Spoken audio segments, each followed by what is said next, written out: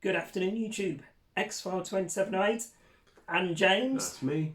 Back again with another episode of From Horror to Hollywood. So this is, episode 3. And as you can tell from the title, we're discussing all things Quentin Tarantino. The first of we're not doing a top 10, but it's the first of the going in depth and going through an entire, director's entire works. Yeah. And just going film by film, from oldest to most recent, and just saying about what we like, what we don't like about each film, and just having a small discussion on each one as we go down. Yeah. I think there's maybe a couple there that maybe only seen once, so might not be able to. And there's some of that I've seen not at all. Yeah, so we'll do our best, but as with these episodes, it'll probably run, I don't know, 3/4 of an hour to an hour-ish. That's what you said last time, and it was 2 hours. It was 2 hours, wasn't it? But yeah, I do apologise if we're coming across a little bit sluggish. We've not long finished Takeaway, and James has very kindly brought over a carrier bag full of dead man's fingers. So the good.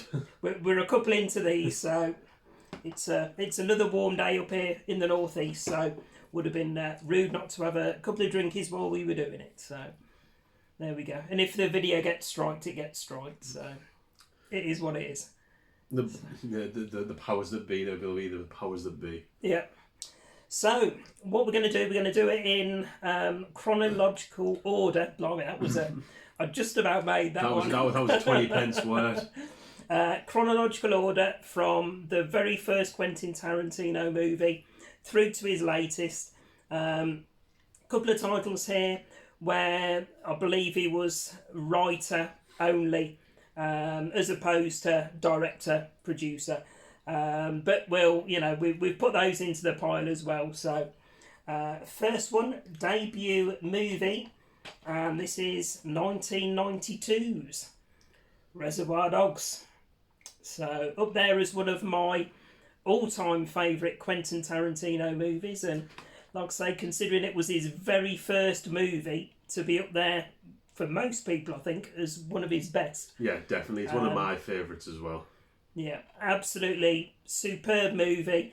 I think it was a shoestring budget as well. I think it was something crazy, like $1.2 million, something like that. So it was super low budget. Yeah, even for the time, obviously. But you can tell because, he always has a lot of big talent in there, like Harvey Keitel and stuff like that. He does have some big talent at the time. Yeah. But you can see where he saved money, and most of it's in that warehouse. So he must have just rented the warehouse and just shot most of it in there. You notice how all the high-speed chases and stuff is all implied. You don't actually see it. You see the crashed car about quarter of the way through, but you don't actually see the high-speed car chase. Have you noticed how you'd never... Yeah, but do you know why you didn't see that?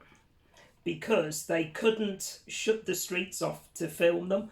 They didn't have the budget to pay the police to shut off streets and stuff like that. I didn't know that, but that also leads into what I was going to say, where at the end, obviously spoilers for a movie. It was 1992, so tough shit if you haven't already seen spoilers for a 30-year-old movie. At the end, when obviously is it Mr. Pink runs out and obviously he faces the police.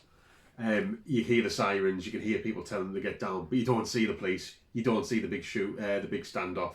You just hear it, which is a really inventive way, because there's bigger things happening off camera, but it's all implied. Yeah, and did you know Quentin Tarantino was originally going to star himself as Mr. Pink? Yes, I believe in the commentary he states that, Yeah, and going back to the budget as well, the scene where, what's his name, is it Steve Buscemi? Steve Buscemi, yeah. Yeah, where he takes robs the car, takes it off the woman and does his getaway. Again, they had no police control over that scene and the junction, so they had to wait for it to be on a green light before they could actually film that scene. At least they followed the law.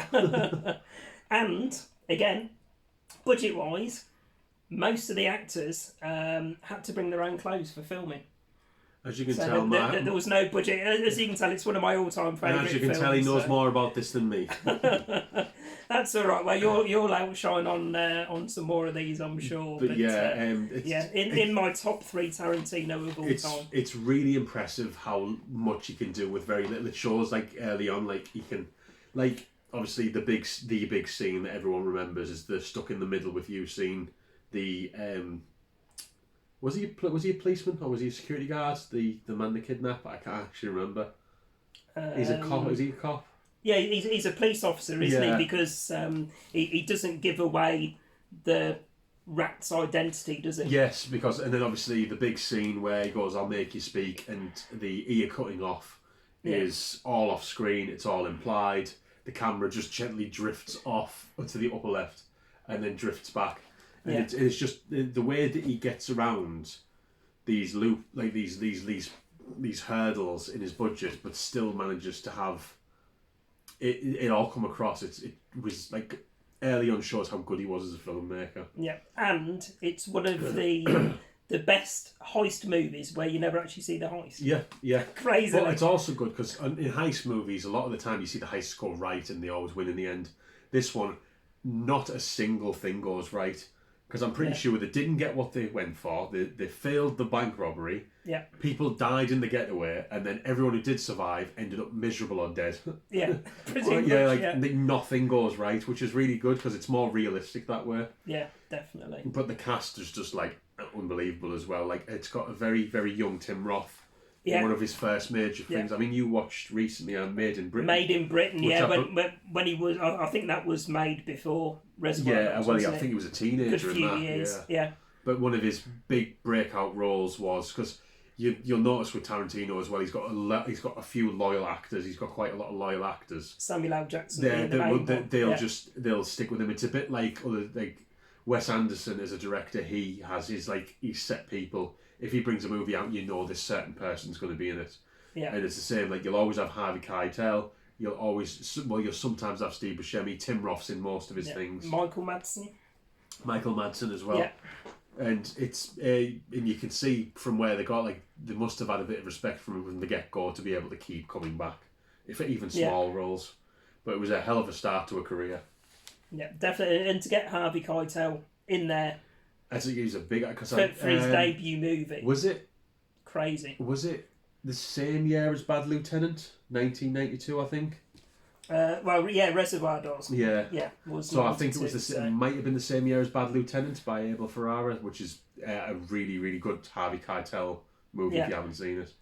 No, not seen it. Don't watch the Nick Cage one, though. But that was his first movie, wasn't it? But I was reading somewhere before, and I'll put a link to it on the video when I publish it. He'd actually recorded a short before My Friend's Birthday, I think it's called. But there's only... My Best Friend's Birthday, yeah. Yeah, because I remember I found this before, and there's only so much footage surviving, and the only version you can have is all of the footage sort of clumped together really messily. Okay. There's no full version of it.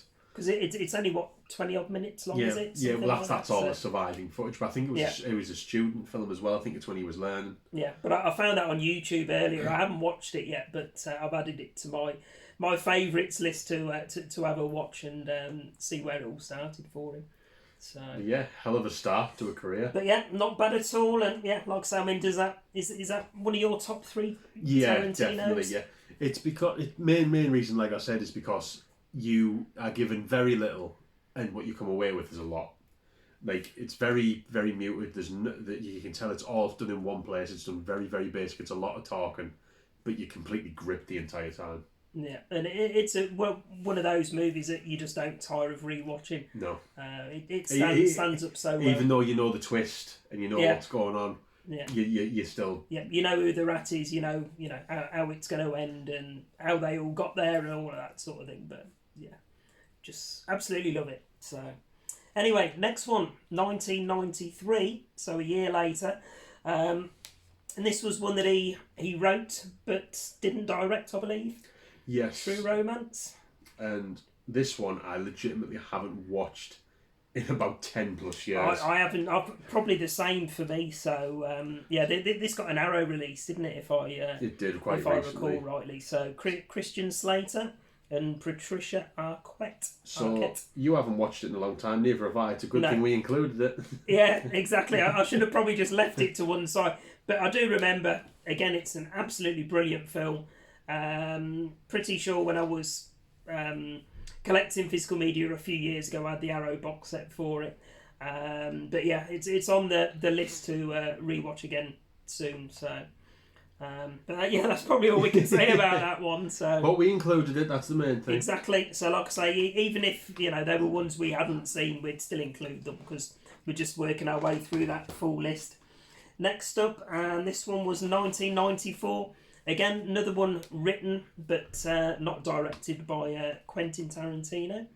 And it is Woody Harrelson in Natural Born Killers. Woody Harrelson with natural hair, which has not been a thing since the 90s. Yeah. So, again, one I haven't seen for donkey's years. Same. I remember watching it and it being really, really good. And it's one of those things where... Juliette Lewis, isn't it? So she was the one in From Dusk Till Dawn as well, wasn't she? So. Like, it's one of those things where you watch it like this. I watched it like a long time ago. And you're like, that's amazing, I'm going to watch that again. And before you know it, like 10 years have gone by. Yeah. And you just realise that you haven't watched it in that time. But you can really... and you don't remember much. So when I watch... Like, I'm going to give True Romance and I'm going to give that a watch again. Yeah. And it'll be like watching them for the first time again because I can't remember anything from them. Yeah. Well, what did we say we're going to watch next week? What did we say? Your memory's just as bad as mine. It is. It's terrible, isn't it? It's James is coming across next week, so we're not doing a from horror to Hollywood episode. He's 2 cans in, ladies and gentlemen. He's 2 cans in. Horror to Hollywood episode. But I've brought some items from James that he's brought across with him. So we're going to do a joint pickups video for that when he's across next Tuesday. So again, we're going to probably have a drink or two. Cheeky takeaway, we're going to record an episode and we're going to it's not gone well. No, I've just gone completely blank.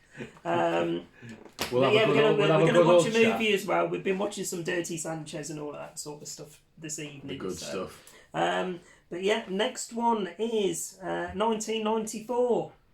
Guarantee this is one that both of us have seen. I know stuff about this one. I can talk about this one. So Pulp Fiction. So this is the second one, obviously, that he's produced. If you discount the likes of True Romance and Natural Born Killers. So, but yeah, obviously. I think arguably Samuel L. Jackson, John Travolta. Yep, Bruce Willis. Yeah. So. Uma Thurman. Yeah. It's probably, I'd say it's arguably his most famous. And just off screen here, there's a giant canvas of it as well. Yeah. You can always spice in a photo of the giant canvas to my left. Yeah, I'll take a picture of that and I'll impose that over the video. So this is where you admit that it's not your favourite, but you have a giant canvas of it and none of his others. Yeah, correct. Yeah. Only because I couldn't get one of Death Proof. So. See, excuses. Yeah, with Zoe Bell on. So, but. Yeah, absolutely superb movie, this one. So. I remember when I first watched this, I was a wee baby boy and my brain wasn't fully developed like it isn't now, but less so. And I didn't get non-chronological movie telling.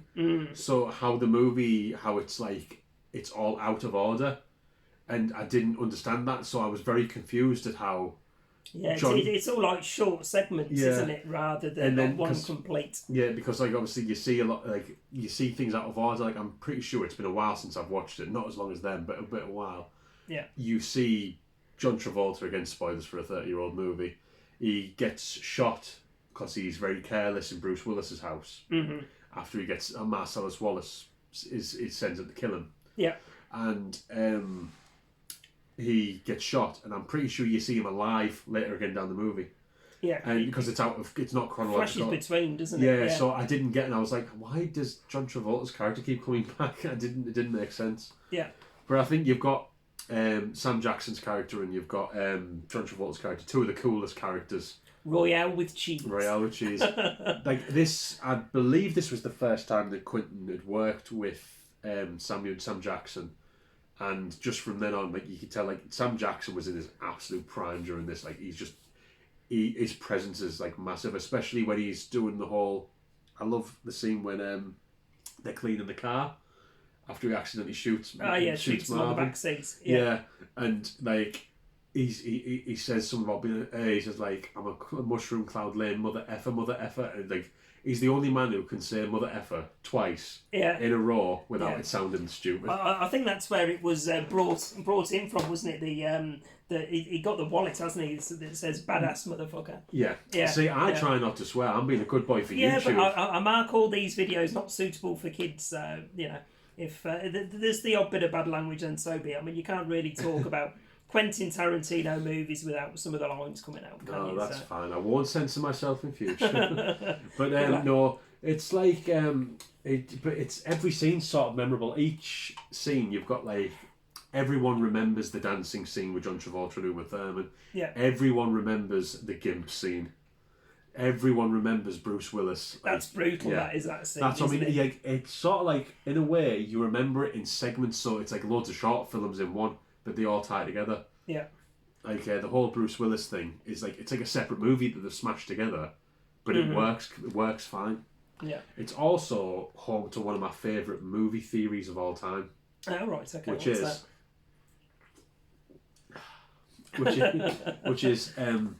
what's in the briefcase.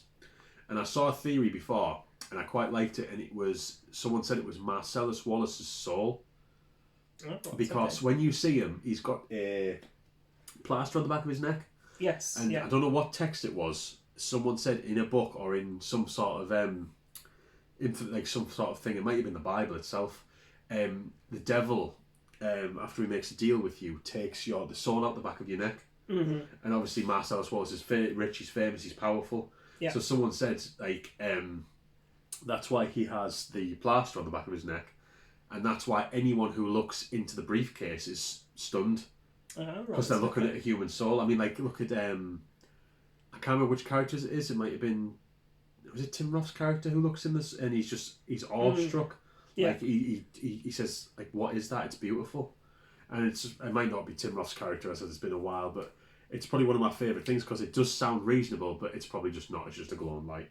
Yeah, potentially. It's probably just gold bars. Yeah. But no, it is like, and then you've got like the Gimp thing. That's memorable just because it's absolutely horrific. Yeah. I'm trying to think what else. There's Bruce Willis as the boxer.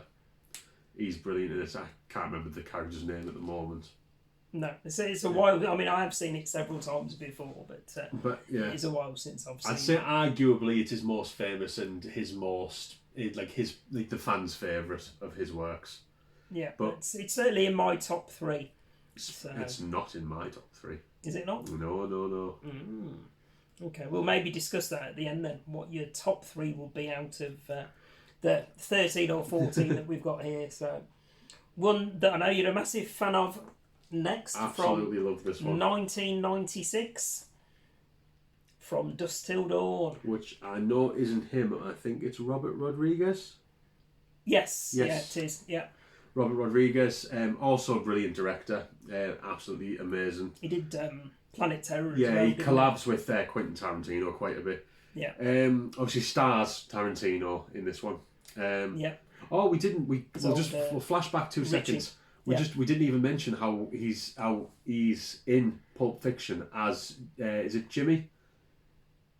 You know, the guy wearing the gown when Jules, Sam Jackson and Travolta go for his house for coffee. They want to clean his car there, and then they introduce Harvey Keitel. Yeah. Who I believe is called Mr. Wolf. Yes. Which is essentially just Mr. White from Reservoir Dogs. Yeah. But and then obviously he cleans his car and he just throws money at the guy and does that, but. Because he tends to cameo in his movies quite a bit, which was surprising for some of his recent ones. He hasn't done that. But now we'll jump back forward. Now we've mentioned how he's connected to it.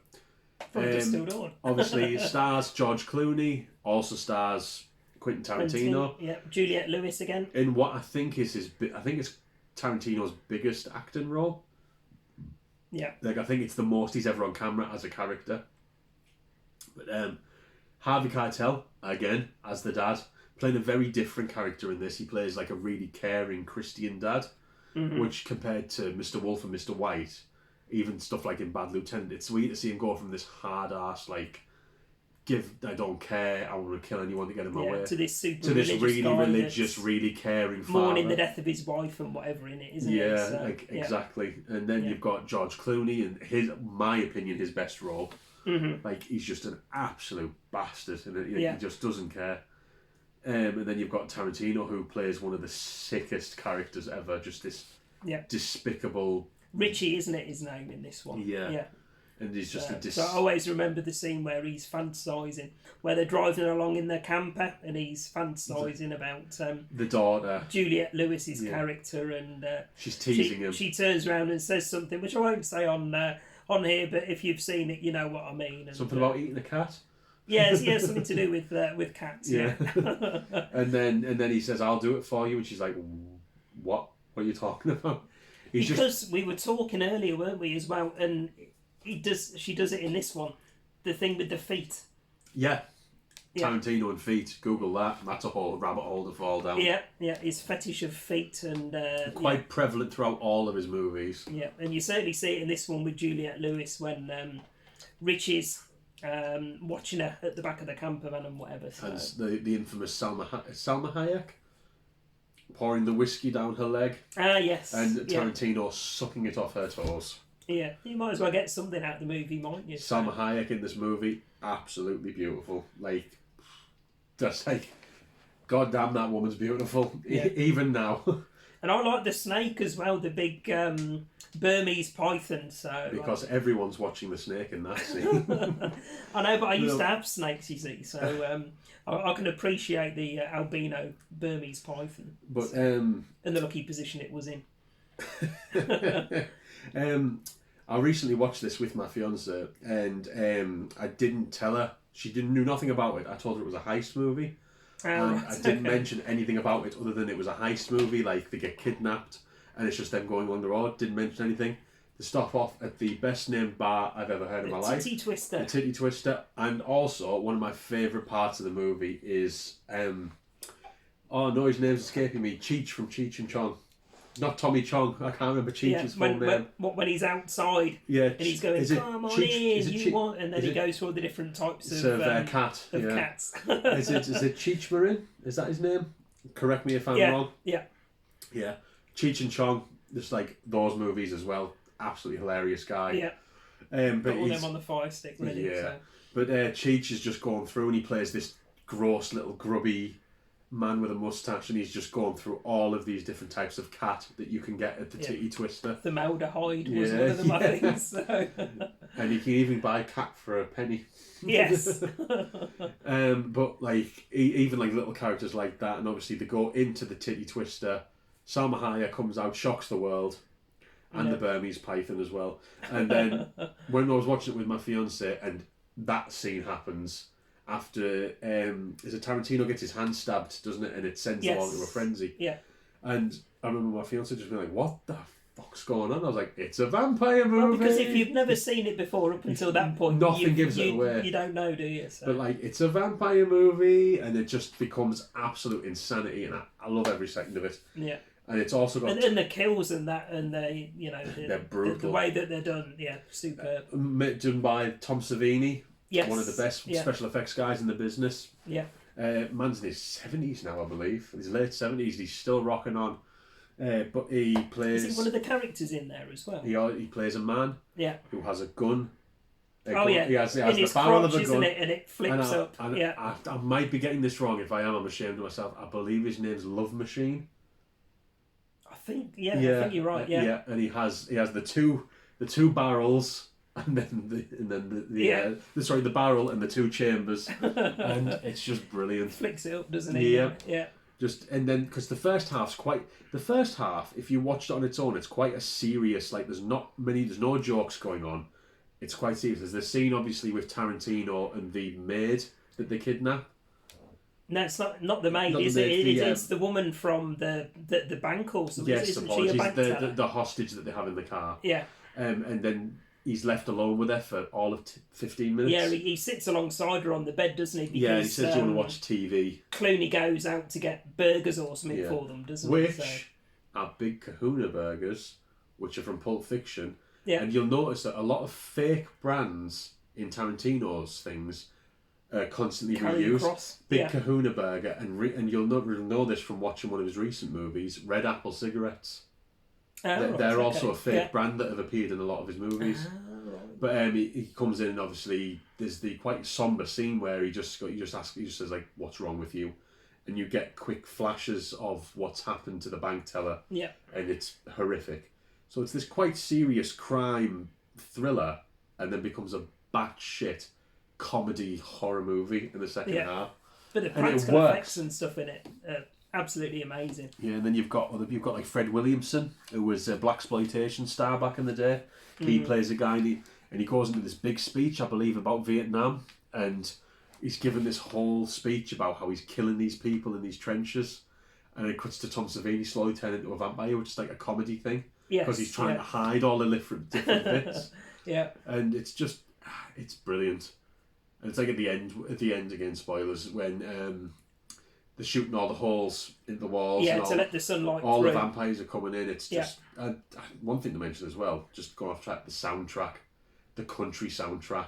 Yeah, is absolutely as I think is a Three Dog Night with the song at the end. Yeah, it's so good. Yeah, I've got the soundtrack over there, so one I listen to regularly. Brilliant. It's also got one of the best documentaries I've ever seen. It's called Full Tilt Boogie. And it's included I think it's included in the Miramax DVD if you have a look. Let's have a look. I haven't looked at any extras on this. Because it's usually a separate disc. Hollywood Goes to Hell featurettes. There's two Full Tilt Boogie, there you go. Oh yeah. It's a documentary and it's an hour and a half long. It's essentially another movie. And it's comprised of a shed load of behind the scenes footage of them all just hanging around on set. Right. But there's like the vampires are just hanging around talking by campfires in full makeup.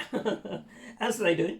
Yeah, but it's one of the best. It's one of the most in-depth documentaries you'll see. Right, I'm putting this one to one side. That's going on my pile to watch tomorrow. And then it's got one of my favourite final shots of all time. It's they've all gone their separate ways. It's ended. It's done. The camera slowly pans out, and there's the absolutely monolithic Aztec temple, which has probably had the vampires in there for thousands upon thousands and thousands of years. Yeah. And it's like, have they just wiped out all of the vampires from this temple? Yeah. I talk a lot about the movies I like. Absolutely brilliant, isn't it? So... It is. It's one of those movies where it's fun. It starts out serious, and then by the end, you've had so much fun you forget how serious the first half was. Yeah, it's probably one of my favourite vampire movies. To be fair, I mean, I love the likes of 30 Days of Night. Love that one, but for me, From Dusk Till Dawn is definitely up there as probably my top 3 vampire movies of all time. I'm not a big fan of vampires as a concept, but I love From Dusk Till Dawn. Yeah, it's got that Tarantino twist to it, hasn't it? That, just puts it up another level. And Rodriguez always just goes insane with his movies, as we'll soon discuss with another one of his. Planet Terror, yes. Right, which I rewatched again recently. So, next up from, where are we? I think this is 97, isn't it? This one? Yes, I believe 1997. So. We have Jackie Brown. Starring the lovely, lovely Pam Grier. Pam Grier, yeah. Essentially a homage to her blaxploitation days. Yeah. Back in the 70s when she was in stuff like Coffee. I think she was in White Mama, Black Mama. And all these blaxploitation where she would play this kick-ass black lady with an afro, didn't take shit, she didn't need no man. Yeah. Absolutely brilliant, brilliant actress, really, really good back in the day. Yeah, it's sort of like a homage to that because she's obviously older in this, but she's still got the spirit and stuff like that. Yeah. I haven't watched it in a long, long time, but I did really enjoy it. Yeah, so obviously you got Samuel L. Jackson in there again. You got Robert Foster, Bridget Fonda, Michael Keaton, Robert De Niro. So Foxy Brown. How am I forgetting Foxy Brown as well? Probably the most famous one. Another absolutely stellar cast in this one. This one I can't actually say much on though because other than Pam Grier, I haven't watched it in so long I can't really remember much else. It's a number of years since I've rewatched this one. I was saying to James before we started this, there's a couple of films here that I rewatched specifically for this one, but as you know, with Tarantino movies, they're feature length. They're normally 2, sometimes nearly 3 hours long. No, he doesn't do things by half. Trying to rewatch some of these in readiness for this video. I've watched a couple. James has probably seen a couple recently, and you know we'll fudge it as best we can. That's the all rest I can I'm say. digging in the holes of my brain that the memories might be in. But yeah, this one for me is probably in my, what would I say, top 5, something like that. So it is one that I probably last saw it about a year and a half ago, something like that. But it is up there as one of my favourites. So yeah. Nothing else you want to add on that one? Not much that I can remember. Right. It's definitely due a rewatch. So next up, we can talk about both of these, I guess. These in one go. I can talk about.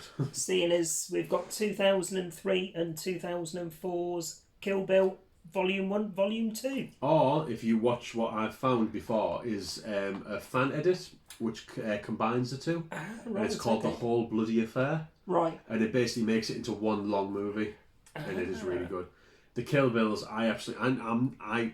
this is sacrilegious, but I really, really do not like old school kung fu. It's just kung fu movies. That's what it is, isn't it? It's a homage. Even like the old stuff, like back to the 60s and 70s kung fu movies. Even like the old Jackie Chan stuff, like Project A and Police Story and stuff like that. I can't get into them. Mm-hmm. I really struggle to get into them. Even like the old, like the Flying Guillotine, Five Elemental Ninjas, all the really low budget ones. Yeah. Even the low budget cheesiness, I can't get along with. I don't know. It's just something in my brain doesn't sit right. But these absolutely enthralled. The first one is more of a kung fu movie. The second one, I'd say, is more... It's more of like not a western as a cowboy western, but it's more western in terms of there's not much samurai going in. It's more of a western drama. Yeah. But the first one... The first one's my favourite out of the two. Yeah, the first one's definitely my favourite. I love how they do all the homages to the old school stuff. Like, even though I don't like it, I can respect, like, she goes to see Hattori Hanzo, who makes the strongest steel, and he's a retired swords crafter, but because she's going on this specific mission for this guy, and like it's just, and then there's the fight in the snow against Lucy Liu. Yeah. Well, yeah. So Lucy, I was going to say Lucy Lawless, but that's Xena Warrior Princess. Yeah. So there's stuff like that, and you can see like when they're slowly circling each other in the snow, and they've got the swords drawn, and when she cuts her and the blood goes across the white of the snow. That's very old school samurai. Very, it's a little bit based off, I'd say, anime as well, like old school animes and stuff like that. But Uma Thurman as the bride is just absolutely incredible. Probably her best role that she ever did. Yeah, she's superb in it. Yeah, and there's like obviously the suit that she wears, the yellow. It's like the Bruce Lee. It's the Bruce Lee suit, Game of Death Game suit. of Death. Yeah. Like the fight against is it the Crazy 88? The gang that she fights? Yes, yeah. Which had to be filmed in black and white because the censorship board wouldn't allow that much blood on screen, which is why it suddenly cuts to black and white. But it does look really good. It works well, doesn't it? So, I just like what he did. He went a bit experimental, like where he's filming under the floor and you can just see their feet and the floor's see through. Yeah. Stuff like that. Things like when she goes round to the lady's house, you're the one that has the daughter. And she there's a friendliness there, but you can tell there's a tension as well. Yes, and then she ends up launching the knife at her and killing her in front of her daughter, and says, when I believe she says, like, when you come of age you can seek revenge on me like I've seeked revenge on this person's. It's just such a good movie, man. Like the I'm trying to think what happens later in the movie. Obviously I believe it's in this one you've got the one-eyed lady. I can't remember their code names. Fun fact, though. Yeah, because she's the one whistling as she goes down the corridor, isn't she? When she's in the hospital. Yeah, I used to have that as my ringtone for years. I would whistle if I could. Yeah.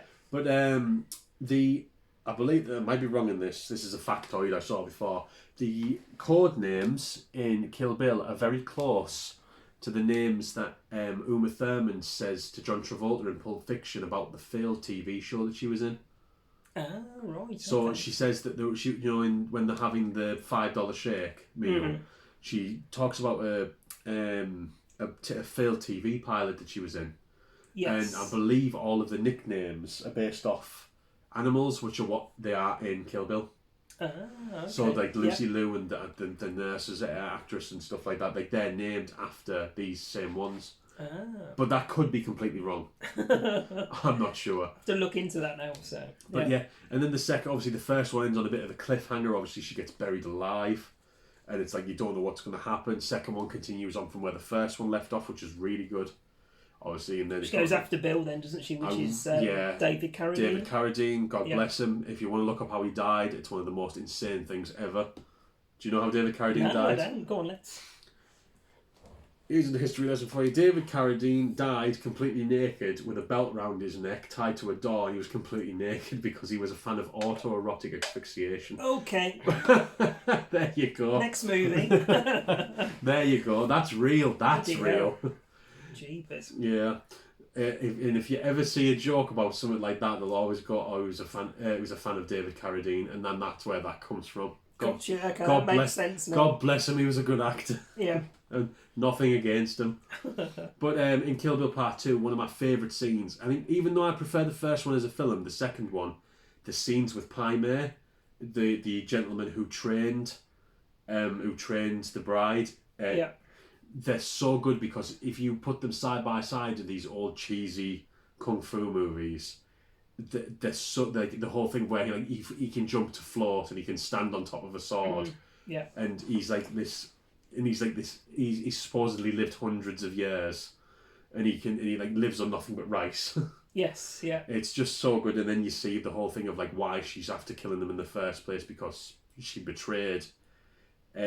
She was the one-eyed lady was trained by him and then killed him because she couldn't be disciplined.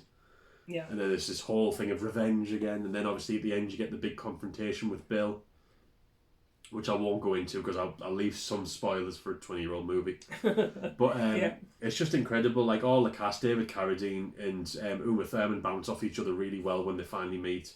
Mm-hmm. If you can watch it as the whole bloody affair, as a two-film, like as a whole one film, and just spare your afternoon, it's really decent. I would do it.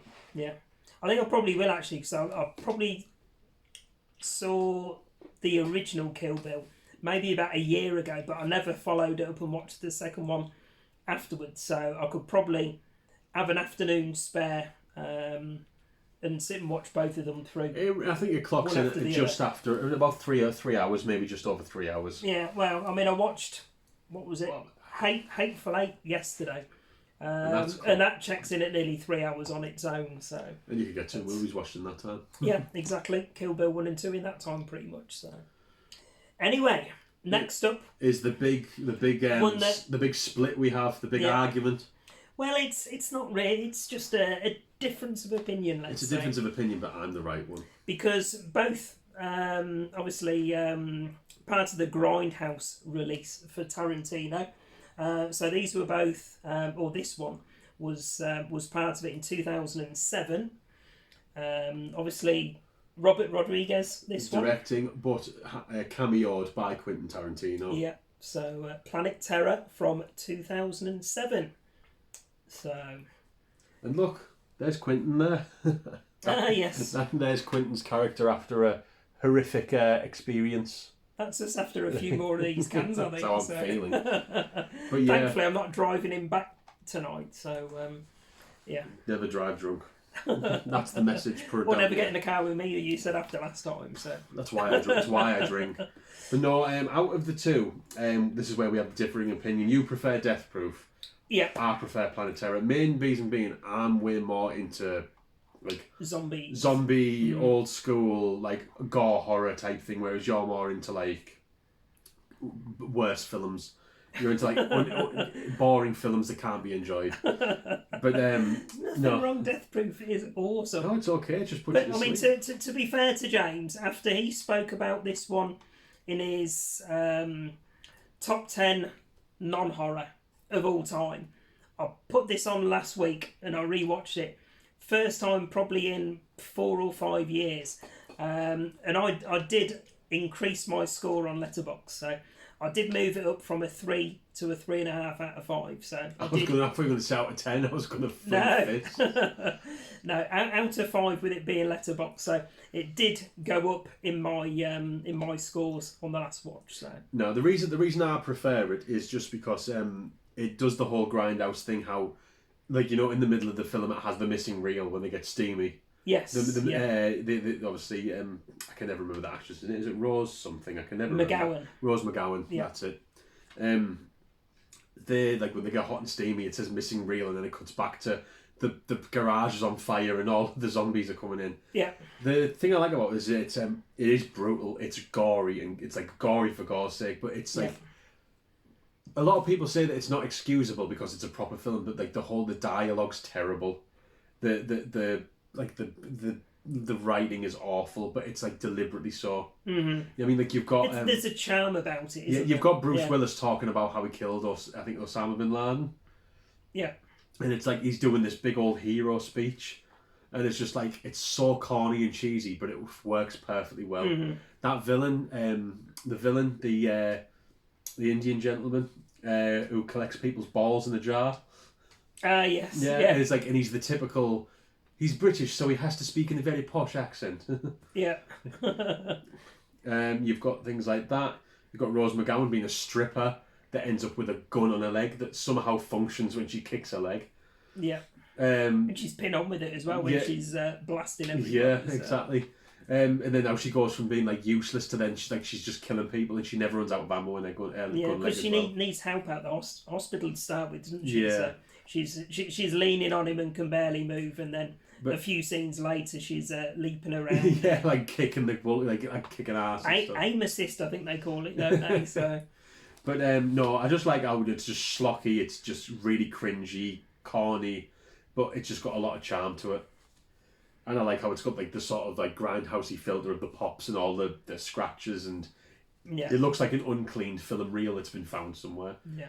And I have a sad little hobby, which I like to do, which is some movies like this where they look like they're intended to be on older media.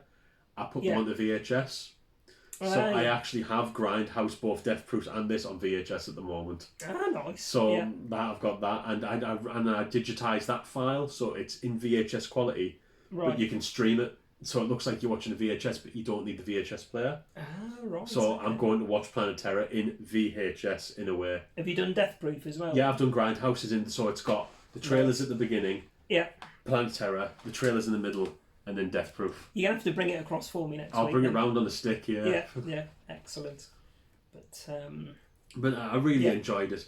I did enjoy Death Proof, but I enjoyed Planet Terror just way more. Yeah, two very different films though. Yeah, it's like they're both homages. Like that's obviously for like the Hell of the Living Dead, the old school like Nightmare City, toxic zombies, like gory like zombie fest type thing, and then Death Proof's more Death Proof is like your homage to your likes of Vanishing Point, Death Race 2000, Driver, and stuff like Death Race 2000, stuff like that. It's like an old road movie type thing. So they both are grindhouse movies, just different sides of the same coin. Yeah. Which leads us on to the actual Quentin Tarantino directed one. There we go, Death Proof, with Kurt Russell and Zoe Bell and a number of others in there as well. Who else is in there? Where are we? I will just make Quentin Tarantino's obviously in there as the bartender. I completely missed by this. Sorry, I was going to ask your opinion on this. What was your reaction when she leaves her kid in the car and says, "Don't mess with this gun, whatever you do," and the kid instantly shoots himself in the head? Kills himself, doesn't he? Instantly shoots himself in the head. I wasn't expecting that, to be fair. That character, I don't know the actress, the blonde lady, but like, Josh Brolin is her husband, and he's a horrible, abusive piece of shit. And her son instantly kills himself. Yeah. And it's just like, I remember I was just like, why is this character? It's definitely a wow moment. Why is this character suffering so much? But let's jump back to Death Proof. But yeah, again, 2007, obviously part of the Grindhouse double bill. Kurt Russell playing an absolutely amazing part as Stuntman Mike, that goes through the. Kurt Russell can do no wrong. He's brilliant, isn't he? Even in that Hateful Eight, I watched. Absolutely brilliant. He's never ever had a dull performance. Yeah, but Stuntman Mike that goes through the whole movie, bumping off various ladies. Using his roll cage, his lack of a roll cage. Yeah. Yeah, so he picks her up in the bar, doesn't he? And sits her in the she gets in the car and she wants to go left and he goes right and puts his foot down and then he slams the brakes on and she goes kamikazing into the windscreen and off she pops from there. So I want to know where the death-proof car is at the moment, where the death car is, because it's a beautiful car. It's an iconic car, isn't it? I love the paint job on the front as well. Yeah. But yeah, it's probably got one of the most satisfying endings of all time for the characters as well. They literally just kick this guy. The kick-ass girls, yeah. Again, we're not going to do this spoiler-free. If you haven't seen it after, 17 years, then, tough. And you can always just go and pause the video, go and watch it, and then return to the video at any point. Exactly. But, I mean, the tables turn. The three girls are in their car, which they've pinched, haven't they, from that guy that they go and see his classifieds ad. Yes, I believe so. It has been a while since I watched Death Through. Yeah, so they pinch his car and track Stuntman Mike down, and they basically turn the tables on him and end up chasing him through the freeway, and it's a brilliant car chase, really good. And he ends up trying to escape from them, and I think he gets shot, doesn't he? And he ends up pouring whiskey or bourbon or whatever it is on his arm, and all three of them are stood there just basically kicking the shit out of him at the end. You just kick him to death. They just literally just kick him until it's all done in like slow motion and like typical Tarantino. They just kick him until he can't be kicked no more. Yeah. It's very strange for a Tarantino movie. It's very slow. And not much happens until and there's not much of that bar the crashes when the women are getting launched. There's no real high octane stuff until the chase at the end. Yeah, it's a very dialogue heavy movie for him. Yeah, but one of my favourite. Well, it is my favourite Tarantino movie. So there you go. Spoiler for the end of this episode. I've told you now that's my favourite. So absolutely love it. But I'm a sucker for car movies and stuff like that. So Death Proof, it's got Zoe Bell, it's got Stuntman Mike, it's got car chases, sexy lap dances and the likes, and Planet Terror. There you go. Planet Terror has Tom Savini as a police officer. Yeah, it doesn't do the same for me that Zoe Bell does, trust me. Oh dear. It also, I'm trying to remember. There's a guy in it. I can never remember his name. He was he plays the sheriff's brother. He plays like the not butcher, the restaurant owner. And he was in Lawnmower Man. And it's gonna really, I'm gonna look it up because it is gonna irritate. I'll remember as soon as the video's over. I always remember, no matter what I saw him in, I always remember him from Lawnmower Man. Have you ever seen Lawnmower Man? Nope. You need to. It's a Stephen King movie. Ah, right, okay. Well, I did watch Jeff Fahey.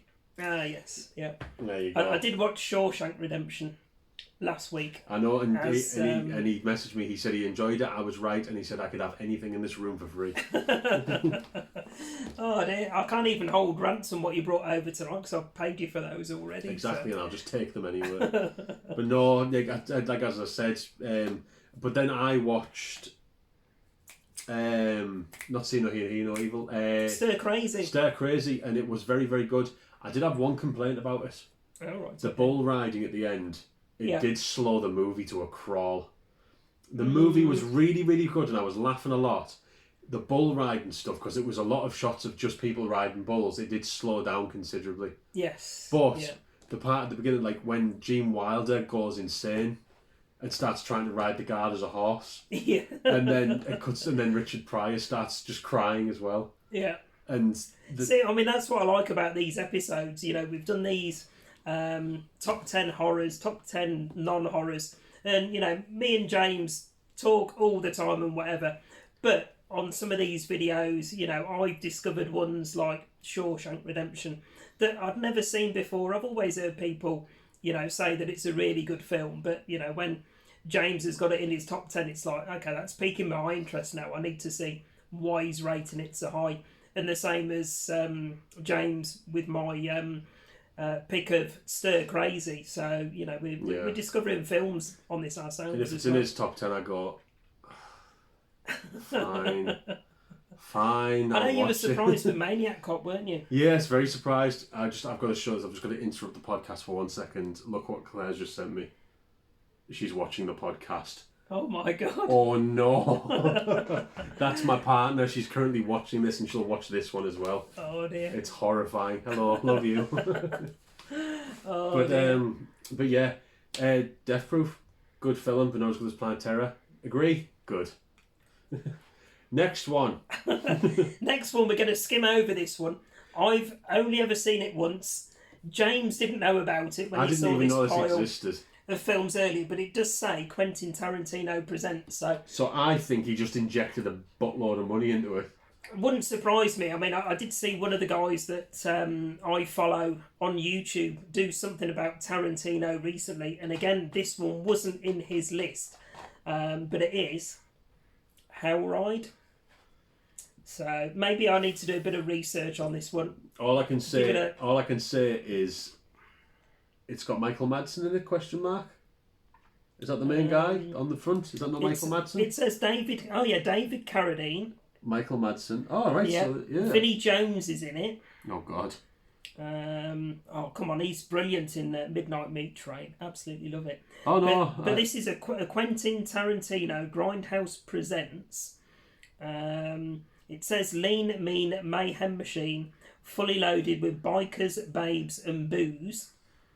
Michael Madsen, Eric Balfour, and legendary Easy Rider Dennis Hopper are part of a wild motorcycle gang based on avenging the death of one of their own, with Vinnie Jones as the crazed arrow-wielding rival gang leader. Hell Ride is a savagely enjoyable good time where the women are hot, the bikes are even hotter, and the action never stops. Absolutely incredible. Written and directed by Larry Bishop. So, there we go. If anyone knows anything about this one, then let us know. But I did watch the trailer for it earlier when I put it onto the pile, and it does look half decent. So. I keep staring at this next one, and I don't think you have the correct DVD. Do you not? I think that's the original from the 70s, because it's a remake. Oh, you're joking. I think that's not. I think that I kept looking over. Have I got the wrong version? Yeah, the original Warsploitation. I'm pretty. Because it says Tarantino on the front. No, look, yeah, this is the original from the 70s. A Conversation with Quentin Tarantino. And Enzo, which I think is the director of this. All right. Well, the next one is ruined. Skip it. 2009, but I've got the wrong version, so I'm gonna have to. I thought I'd completed my Quentin Tarantino subset, but apparently I haven't, because this is the original 70s release. Amateur hour. But it does say there, Tarantino, so I didn't pay any more attention to it. Amateur hour. I thought I was getting... I can't work like I this. thought I was getting the Quentin Tarantino one. Well, And it even says on the back, a kick-ass extravaganza that pulls no punches and takes no prisoners. Did the fact that none of these photos have Brad Pitt in it tell you? Do you think I looked in CX at the back of the photos to see? It just says Inglourious Bastards on it. It says the original Warsploitation classic. But that's in small writing. Did you not have your glasses on? Old man eyes. Yeah. So, anyway, what do you know about Inglourious Bastards? Apart from a lot of people rate it as one of their favourite Tarantino movies. What, that you are one? Yeah. I really liked it. I remember watching it as a kid when it first came out in, like, I think it was 2009. Christ. I was still in school. And I remember watching it and not really enjoying it because it was quite... Obviously, and this is where it's like tiny little brain. Oh, it's a lot of it's in German and it had subtitles. And I watched it and I liked it, but I didn't care for it. I came back once I started getting more into my movies as I got older, as I was like late teens, early 20s. I watched it again with an actual adult mindset, and it's absolutely brilliant. It's not one of my favourite war movies, but I really do like it, and I think it's the first time that he worked with Christoph Waltz, obviously, who plays the main German. I remember in the first scene, the scene where he goes to the Jewish house, and he's interrogating this guy about if he's holding Jewish people in his house and they're under the floorboards. Yeah. Is one of the most tense scenes I'd seen at the time. It was absolutely... You were sat there, you could hear a pin drop. And I remember watching it and going like, oh, Jesus Christ, this is actually quite... And Christoph Waltz, obviously, he's been in a lot since. He's done quite a lot of good stuff.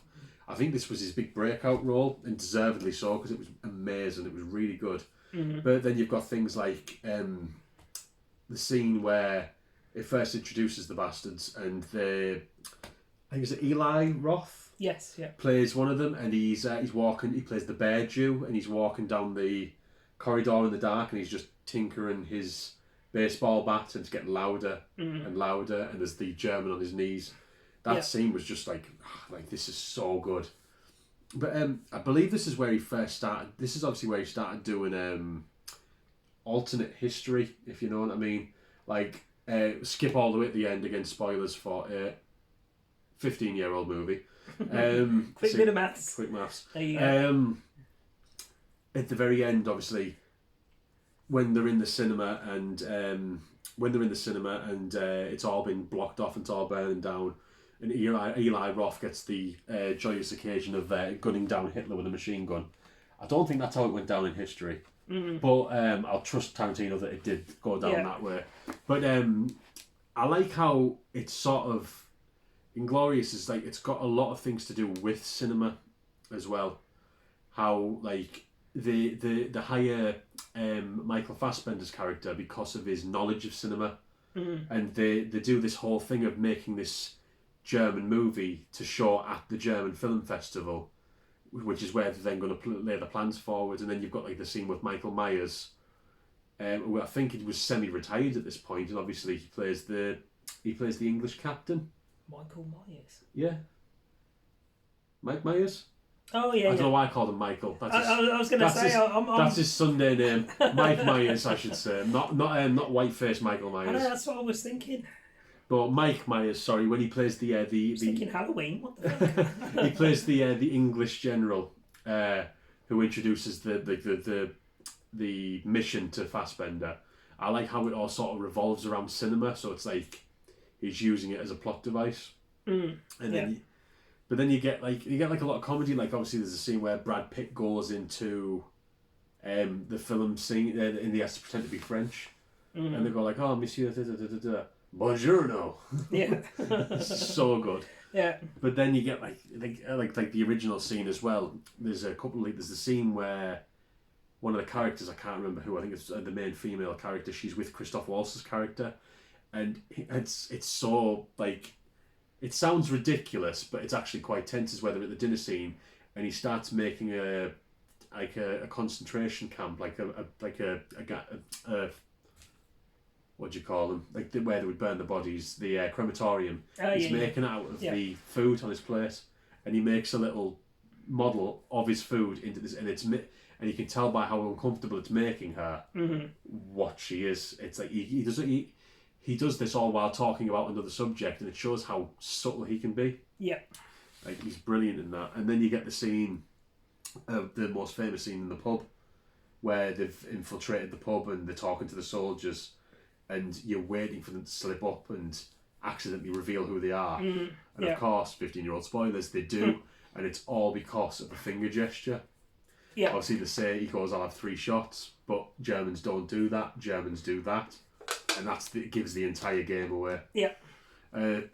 Just really good war movie. Slow, lots of German. So another epically long one as well. Yeah, very, very long movie. Very, a lot of it is in German with subtitles. So obviously, people who like when I was younger, people who just don't like that sort of thing might struggle a bit with it if they're not a big fan of subtitles. But they'll struggle with it even more if it's the wrong movie. But other than that, it's like it is really good. It is one. It is like a very politically heavy drama rather than like obviously the last 10, 15 minutes or so do go Tarantino, but I think at this point he did start going a bit slow on it, like he started calming down a bit, but not in a bad way. Yeah. Like, because when it does kick at the end with these last 10, 15 minutes, you're like, oh, finally, and it ends on a high. Mm-hmm. But that's my opinion. Excellent, eh? Right, next up we're going on to 2012, and this is definitely the right version.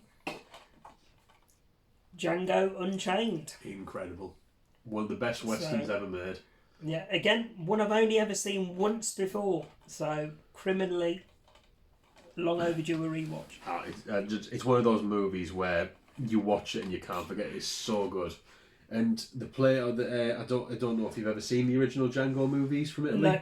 No. So Django, there used to be spaghetti westerns, where they would make these westerns in Italy and then dub them over in English, but they would send American actors over, which is also played upon in one of his other movies that we'll get to eventually. But there was a movie called Django, and there was a couple of different people that played Django, the character. Right. And Franco Nero was the most famous, the first one. Mm-hmm. And the scene where he's at a bar and he's sat with a gentleman and he goes, "My name's Django," and he goes, "The D is silent," and the guy goes, "I know, that's Django, that's Franco Nero, that's the original Django." Okay. Yeah. Yeah, but it's a brutal film. It doesn't shy away from like the things of slavery, like when they used to get killed by dogs and stuff like that, and getting whipped and getting sort of strung upside down and stuff like that. It doesn't shy away. It also definitely does not shy away from the use of the N-word, which we know Tarantino's famous for. Notoriously. But this, with the time set, hearing Leonardo DiCaprio say it's very strange. Yeah. But it shouldn't be funny, but it's funny in a way of like, it takes you sort of back. Like hearing this guy who's this Oscar, like this not Oscar winning. I don't think he has yet, which is a crime. Or he might have just with Killers of a Flower Moon, maybe. I don't know. But hearing this really esteemed actor just flinging the N-word left and right in a Quentin Tarantino movie, it's very strange. Yeah.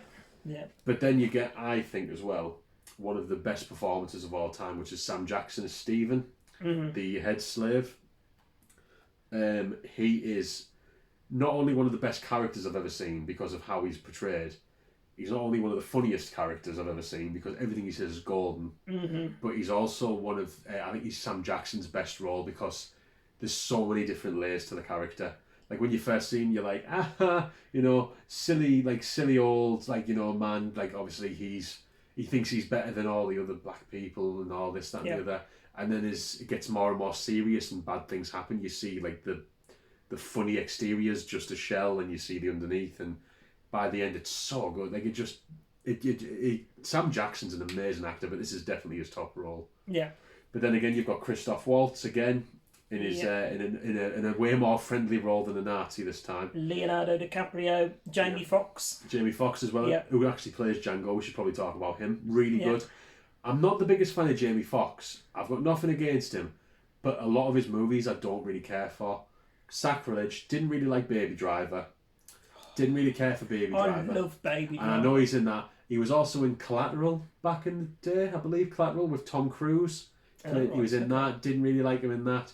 I'll probably have to watch more of his performances, but besides Django, I think it's one of the only roles I really do like. He's alright in Baby Driver, but let's say I've got blinkers when it comes to Baby Driver. I absolutely love that film. Yeah. But then you've got Christoph Waltz playing a dentist rather than a Nazi, which is nice. Yeah. He plays a really nice character. It shows that he can play his character in Inglourious versus this is like top and tail, just completely different. Like he's such a sweet, innocent man in this who just wants to do good versus Nazi. You know what I mean? Yeah. And then you've got Leonardo DiCaprio, who usually plays normalish nice characters, playing a plantation owner.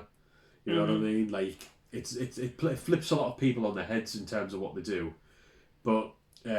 It's an amazing movie. Like a lot of scenes in it, are really memorable. Obviously, there's the KKK scene that everyone remembers, where they're that stupid they can't even get their hoods on properly, and one of them has a paddy and walks off, goes right balls to yours, I'm going home. Yeah. And then you've got obviously at the end when he comes out, and I don't know how he did it, but he managed to get Jay-Z rap music into a western and make it work. But I love how in this it does the old thing from the old spaghetti westerns where when they shoot them, it's like a giant pool of blood spraying out of them. Yeah. Also, Tarantino. It's that over the topness of Tarantino, isn't it? So. And then you've got Tarantino again cameoing as a slave owner, a slave peddler, along with another actor. I can't remember his name, but have you ever seen Wolf Creek? Oh yeah. You know the Australian from that? I believe, I might be incorrect, but I believe John Jarrett. The gentleman who the villain, the gentleman from Wolf Creek. What, Mick Taylor? It might be, yeah, the main guy. John Jarrett, isn't it? The guy that's... The old guy who was the villain. Who does the killing. Yeah. Yeah. John Jarrett, yeah, I believe he's in it. I believe it was one of his final roles. As he's a start alongside Tarantino as a slave owner.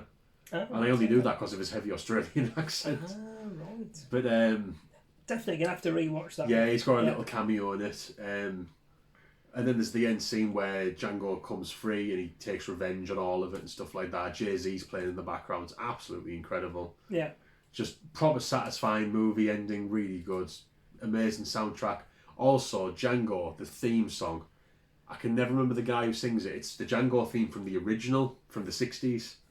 And it is an absolute banger. Yeah. Like that, the first and the last song.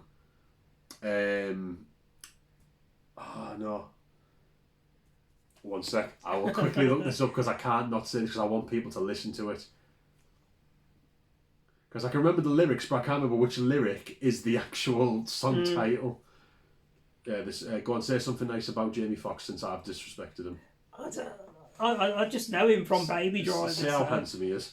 No, definitely not. But Baby Driver, if you haven't seen it, absolutely amazing action film. Again, car chase movie, but the soundtrack on it is absolutely superb. Trinity Titoli. So it's the word Trinity, and then in brackets, Titoli. That is a final song as he's walking away from everything, playing in the background. It's such a victorious song. It's amazing. I'm not a one for I like country music, but proper old school, like 60s country music's a bit old school. Exactly, but not for me. Johnny Cash is the best musician ever. I will say that on camera. Get out my house. But from it, I will destroy your CD collection and replace it with Johnny Cash.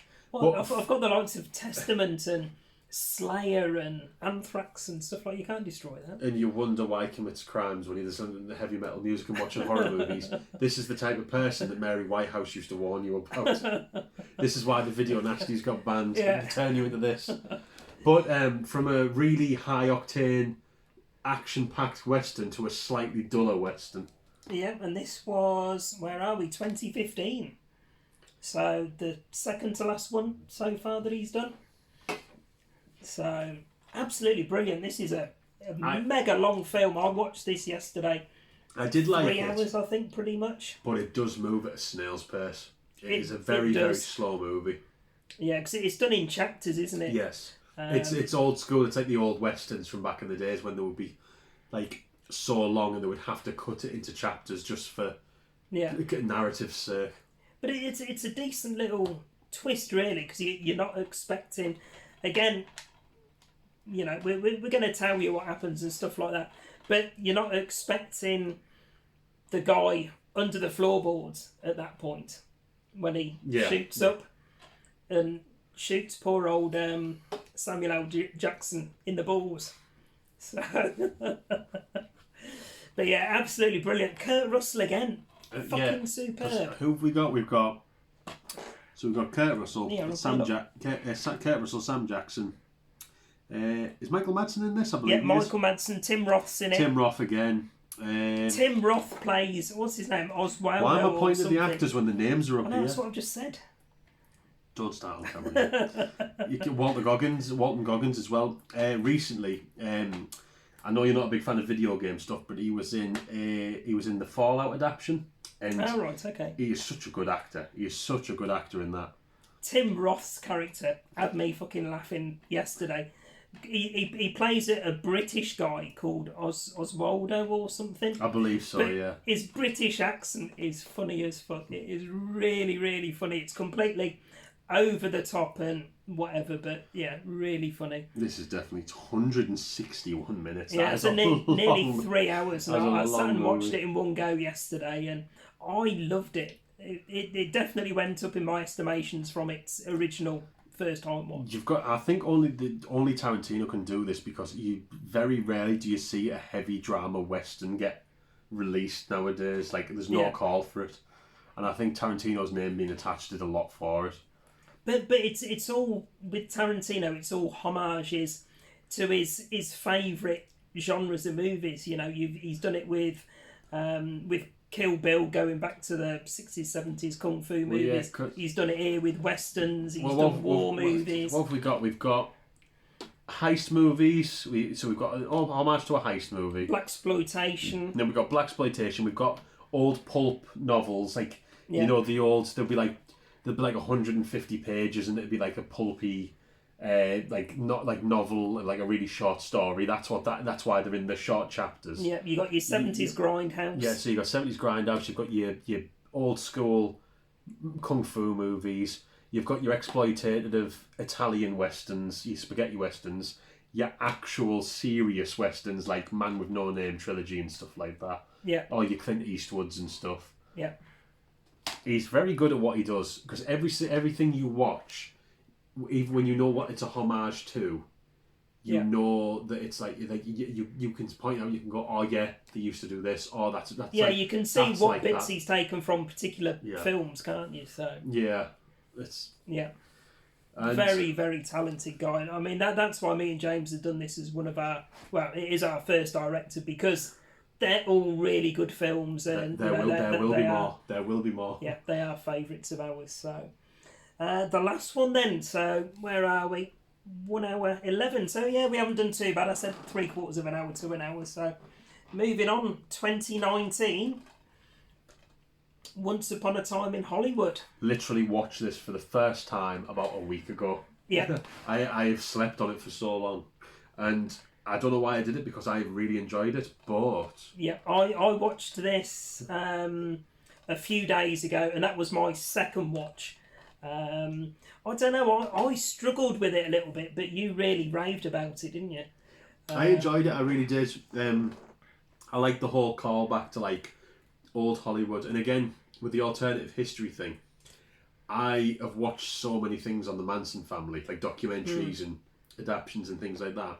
I've seen so many things on the Manson family, and I knew, obviously with how long it's gone, spoilers and stuff like that, I knew Sharon Tate was in it as a character. I know Roman Polanski was in it, which obviously they were in a relationship. I knew that it was sort of to do with the Manson family, but I didn't expect it. And I knew it was about the Manson family like being involved. I didn't know it would take the turn it did at the end. I thought... So that's when it ramped it up for me. I struggled because, again, this is nearly a 3-hour movie. And for 2.5 hours, it was just like regular, normal pace. It wasn't what I was used to with a Quentin Tarantino movie. And then the last 20 minutes, when it all goes to shit and it gets brutal, it gets graphic and all of that sort of thing, I was thinking to myself, yeah, that's what I wanted from the first couple of hours. See, but in my opinion, this is where we differ. I think the fact that it did all that, then, spoilers for, was it 2019? 5-year-old movie. That's enough pause for them to leave. Right. The end where the when we get the violence is after Brad Pitt has taken acid, and then decides to just absolutely mess some hippies up. I liked it because it sort of like just bookended everything. How it all led up to this, how it's sort of like normal. It's like, and you're like, well, where's the Tarantino? Where's all the explosive? Oh, there it is. And then you leave. I mean, when it kicks in, it's like, holy fuck! Here we go. That part where he's taken that girl's head on the fireplace and her head becomes more of a right angle every time is absolutely horrific. Yeah. And that Asian lady who gets, she gets a nose broken by eating a dog food. Yeah. Mauled by a dog. Yeah. And then Leonardo DiCaprio unleashes a flamethrower on her. Like, she suffers. She certainly goes, doesn't she? Yeah. So, like, but like throughout the whole film, like, obviously Brad Pitt and Leonardo do have a really, really good chemistry together. Obviously, Margot Robbie. But they're the two main characters in there, aren't they? And they bounce off each other brilliantly. Yeah. Margot Robbie's amazing as Sharon Tate. Even Al Pacino, I didn't expect Al Pacino to be in it, and it's nice to see him not do a serious character for once. He's just taking the mick, and he's just like a side character, isn't he? He's not one of the main. Yeah. But the whole thing about sending Leonardo over to do spaghetti westerns, and then I tell you what, I was absolutely freaking out. It's when you see all the posters for them, and they look exactly like. They've like imposed him on the original like cowboy cinema posters and stuff. Very cleverly done. I don't know how they do this, because whenever you see a movie or a film and you see them try to emulate old footage, for example, so you see them try to make footage look old, and they'll cut it in with actual old footage. It never looks right. It'll look off in a way because it's still a bit more HD. It does in this one. It looks superb, doesn't it? It's very cleverly what done. got me as well as the audio. They must have done something to the audio, because did you see the? Well, you will have. You watched it, of course. Idiots, what am I talking about? But the scene where he talks about how he tested for the Great Escape.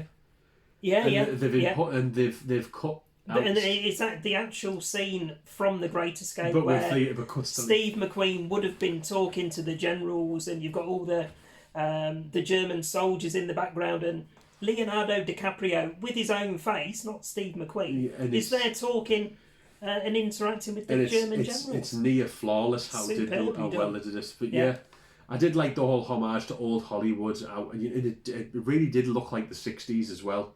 Like if you watch a movie set in the 60s, from the 60s, and watch that, the amount, he does go into detail when he period places stuff. Yeah, he's definitely one of the best at that sort of thing. Yeah. And the whole hippies thing of where they were you see them digging in the thing, and then she goes, "Oh, we'll go and live on the farm." And if you know anything about Manson, you know, I know where this is going.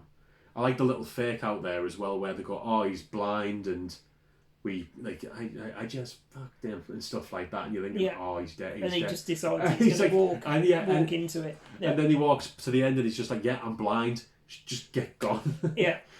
I also liked how Manson was only in it for about 10-15 seconds, because he obviously he was the brains behind it. He never got involved. Yeah. So he shows up, he disappears. You never see him again. You see his followers, which I really did enjoy.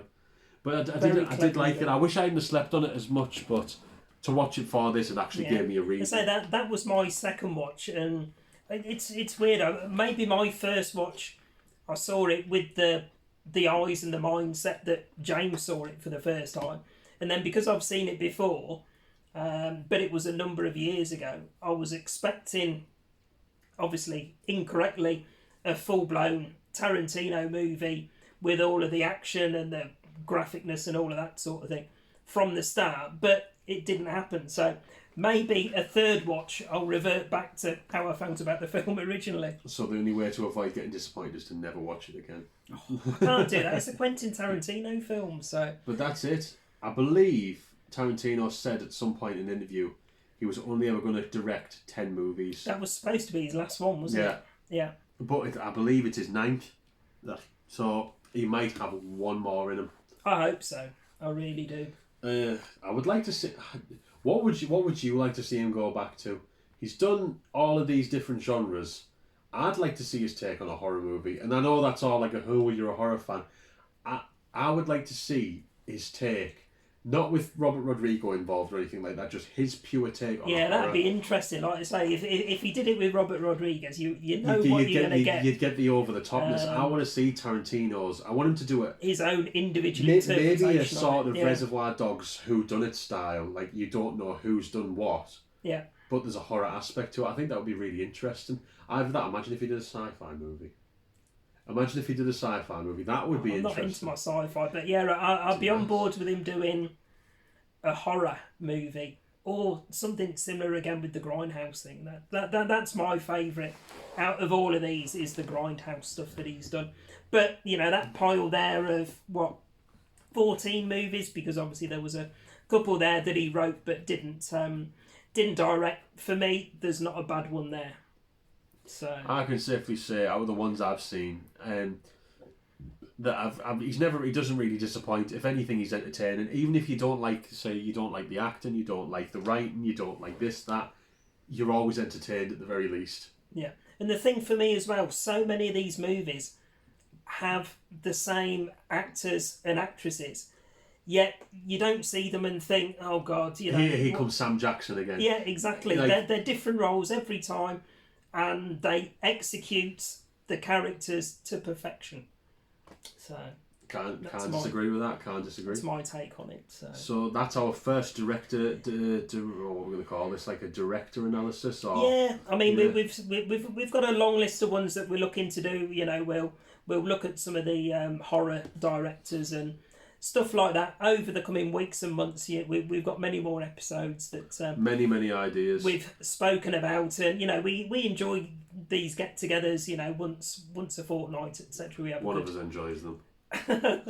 We have a good catch up. We have something to eat. We have a couple of beers and all of that sort of thing. So, something we both, or I certainly look forward to anyway. So you won't let me leave. But yeah, let us know in the comments, guys. What's your favourite Quentin Tarantino movie? And the next director that we look at will be. Where's the director's name? I didn't know he was going to do this, but okay. And Antoine Fuqua. We'll look at his films. Fuqua too. No, we'll have a look because there's a lot of different ones. Obviously, we've said maybe Kubrick could be an episode.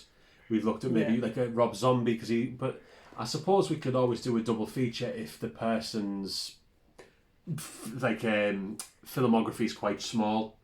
Like you've got like some people where they've only made 3 or 4 films, so we could do like a double feature, do 2 in 1. Yeah, and we've even said we're going to do ones like 70s horror movies.